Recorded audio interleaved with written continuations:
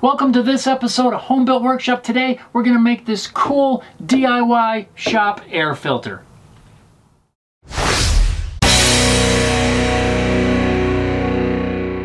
I'm going to start this project off with this small furnace blower that I believe was from something like a mobile home or something small like that.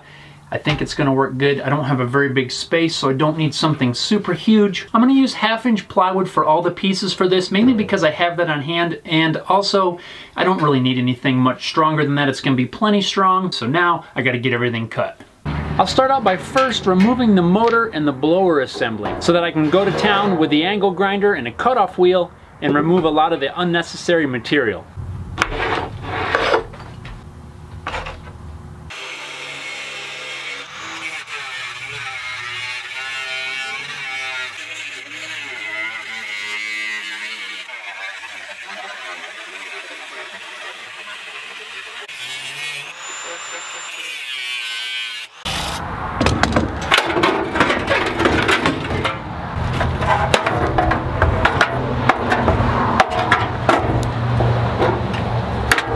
So now that I've got the housing roughly trimmed down, I know that I'm going to have to take a little bit more off of the front, but I'm not exactly sure how much yet. I'm going to trim that off a little bit later. Now I'm going to start cutting some 1/2-inch plywood that's going to make up the frame of this.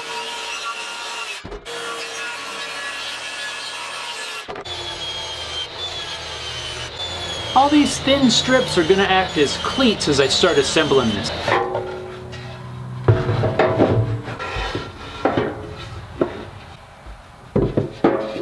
I'm going to use a band clamp just to kind of help hold everything in place.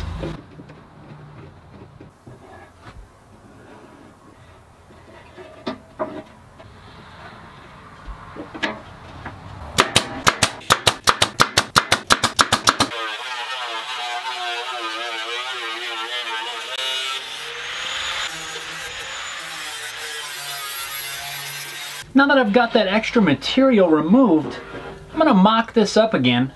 Now I need to trace out a line that matches this opening so that I can cut out a circle in this divider.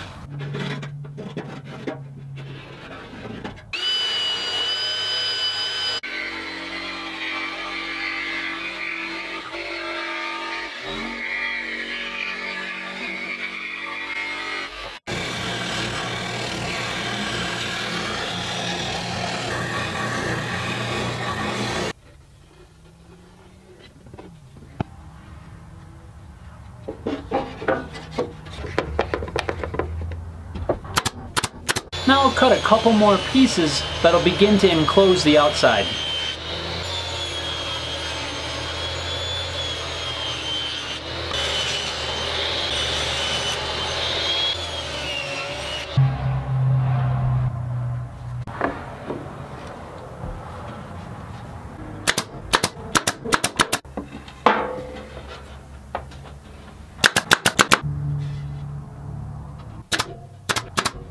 So now you can kind of see how the box is starting to come together. I still need to cut a top for it, but first I need to get some sort of brackets in there that'll hold the filter. This is the filter I'm going to use. It's not a custom size, but I did have to order it special online. It's the largest one that I knew would fit in the space that I have to work with. So I was trying to go for a commonly available, something you could pick up at the local hardware store or Walmart or any of the big box stores.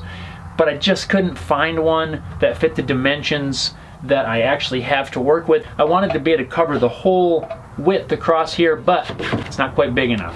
So I need to cut a couple of spacers that are going to go on either side, and then I need to cut a few strips that I can use to block in and hold the filter in place. I'm going to do all of that before I put the top on.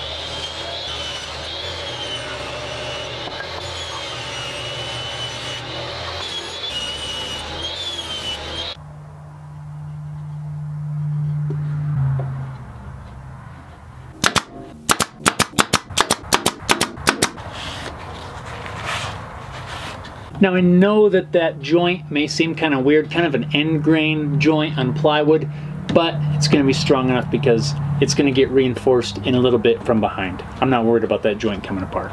Now I'm going to drop in some spacer blocks and glue in a piece that's going to cover the top of the filter. The spacer blocks are part of the construction, but I'm not going to glue them in just yet.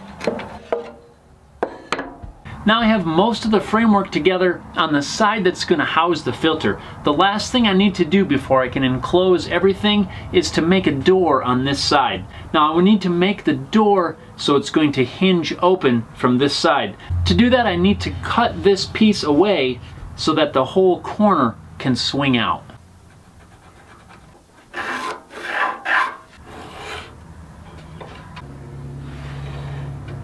Before I slice this thing apart, I'm going to mark out where I'm going to put some hinges.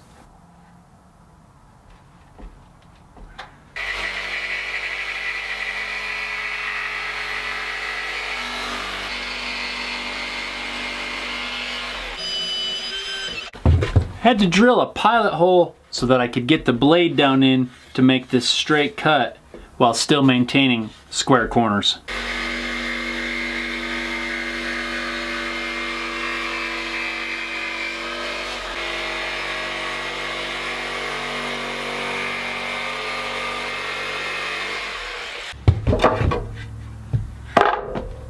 Well, I guess that didn't work out too bad. I did have the blade drift when I tried to cut into the end because the whole blade was cutting against this plywood. So the blade drifted. I got an ugly looking thing there, but thankfully I've got the solution. I'm not super worried about the flaws in this because this is only a shop project, but I do kind of want to patch that up a little bit. So when I was sawing, all this sawdust collected in there. I'm just going to use some sawdust, some wood glue. We'll patch it up as best we can. I'll just mash a bunch of this sawdust down into some wood glue. That'll fill in the space where the blade drifted. Hopefully not leave me with too many huge gaps.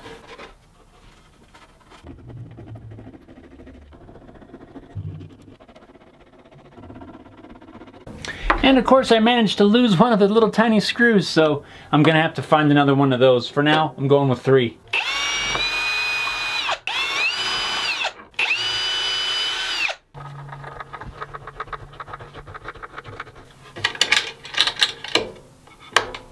Ah! Now I can glue in the final support pieces that'll completely secure the filter.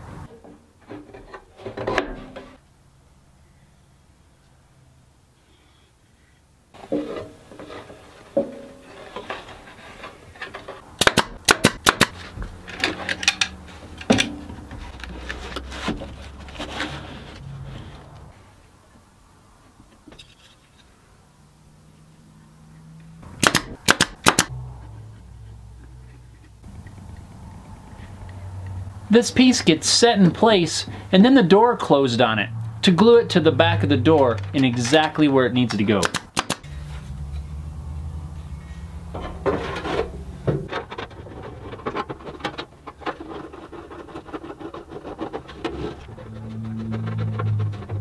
Now with the motor installed, I can begin to enclose the back. I'm going to put in an electrical box that'll house a switch.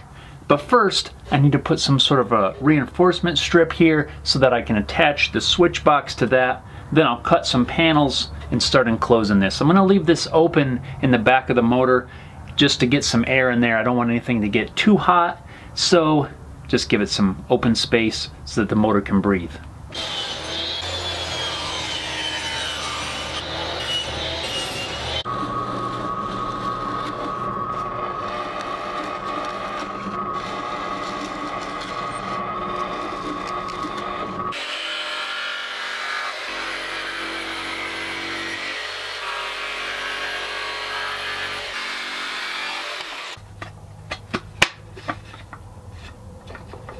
Now that I've got the piece cut for the electrical box, I need to get it mounted, but I've encountered one small problem. The plywood is not quite thick enough to take up this distance. When I set the box into the plywood and it's fitting flush, there's a little bit of a gap right here. I was originally planning on just running some screws into this, which would secure the box, but it doesn't quite sit flush.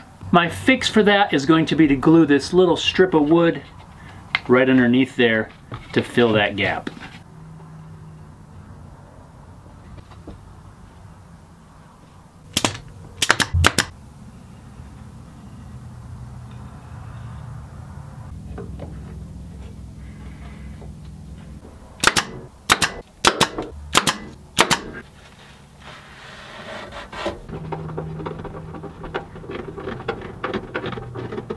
So now most of the framework is done. I'm going to go about wiring it up now. I'm going to utilize the hole in the bottom where the electric wire originally ran into this furnace blower. I'm just going to install one of these cable clamps that I can run the wire through. I'll pass my cord up through the clamp. Now I can just begin making my electrical connections.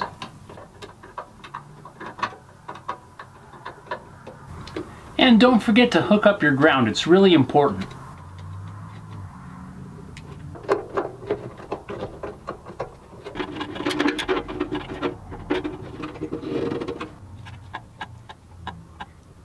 Let's plug it in and try it. There's no smoke.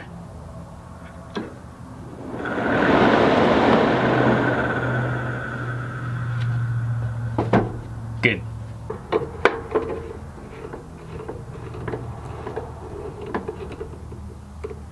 I never even thought about the switch not matching the plate. It's not a big deal, but I'm sure at some point that's going to bother me and I'm going to end up probably changing one of them.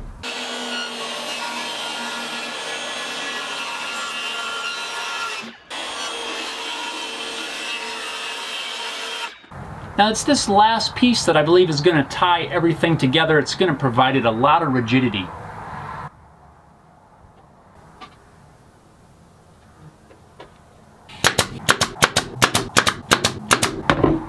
The last thing I'm going to do is just quickly sand it. I'm not going to put any sort of finish on this project, but I do want the edges to be nice and smooth and free of splinters.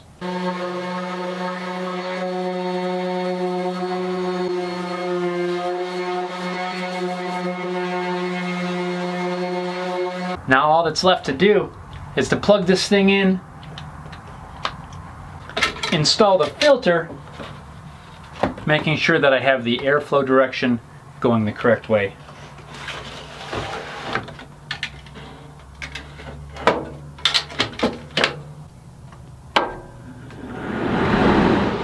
And we have air movement. I just have a shopping bag here to see. There's a lot of air going through there.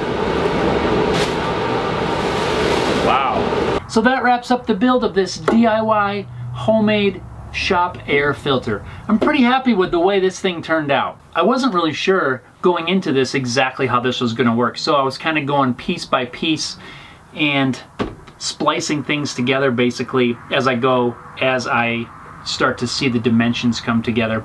I spent some time before this build trying to come up with some sort of a plan for this, and what I could see in my head was this right here, but I did not know the exact dimensions going into it. Now as far as structural rigidity goes, this thing's solid. Even though there's a lot of end grain joints here, there is no give, there's no buckling, bowing, or anything. In fact, I'm probably going to be mounting this thing on a wall or maybe from the ceiling, and I have no concerns for the strength of any of it.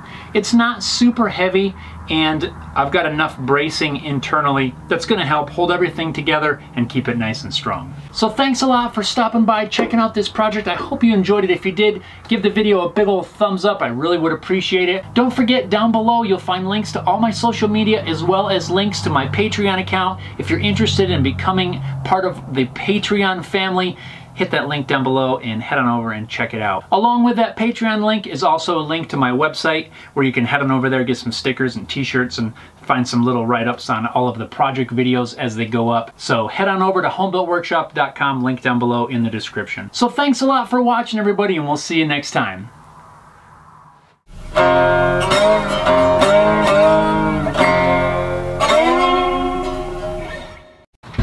I gotta pick up some of this stuff. I'm gonna end up falling. It's dangerous around here. Why is the timer? Who set the timer? How do you turn that off? Timer. It says off. I'm trying to take a picture to post to my Instagram account.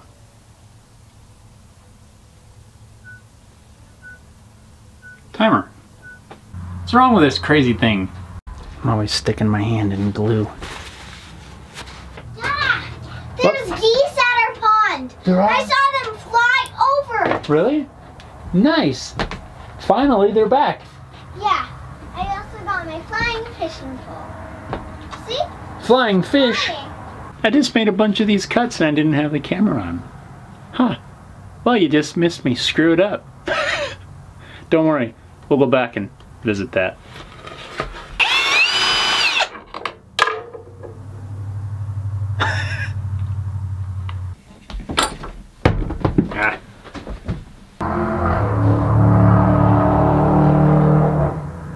Sounded pretty cool.